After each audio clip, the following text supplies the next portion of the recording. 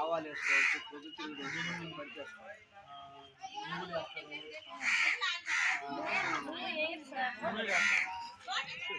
వీటికన్నా ముందు మనం ఏ పంట వేసినా చుట్టూ బార్డర్ క్రాప్గా చేసుకుంటాము. మొక్కజొన్న అంతర పంట అదనపు ఆదాయం. సత్తా జొన్న ఏం చేసుకుంటాము, పక్క పొలం పొలం అవతల పొలం ఉంది, యువతల పొలం ఉంది. ఈ పొలం మన అద్దెలో చుట్టూ బార్డర్ క్రాప్ వేసుకుంటే ప్రధాన పంట కన్నా కూడా ఇది రైట్ వెళ్ళిపోతుంది. ఈ పంట ఏట్లో ఉందనుకో దాని ఏట్లో జరుగుతుంది అంతే, అంత మించి ఎక్కువ పోదు. ఈ ప్రధాన పంట ఎయిట్లో ఉన్నప్పుడు దోమ ఎయిట్లో తిరిగినప్పుడు జొన్న మొక్కజొన్న ఎయిట్ వెళ్తాయి, ఎయిట్ వెళ్తాయి.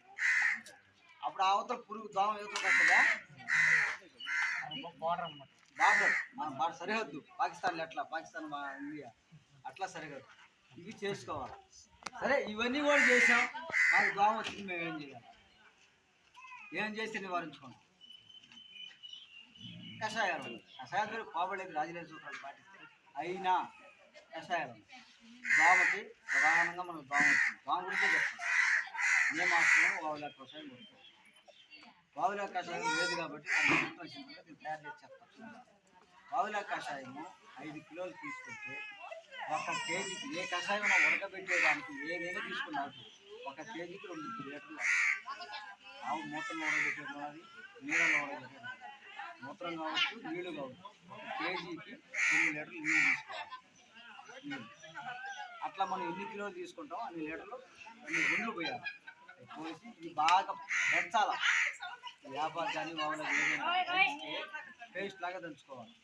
దంచి దాంట్లో వేసి ఉడకపో 4 పొంగులు వచ్చి దించి పక్కన పెట్టేస్తే బాగులేక 4 పొంగులు వచ్చి దించి పక్కన పెట్టేసి ఉదయం తయారు చేస్తే సాయంత్రం కొట్టాలి.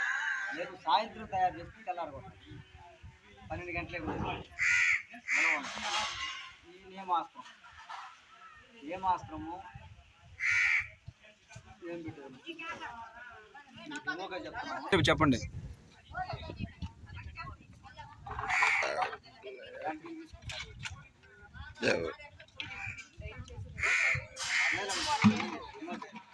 ముందుగా బకెట్ తీసుకుంటాము, నీళ్ళు 1 5 లీటర్లు నీళ్ళు పోస్తాము.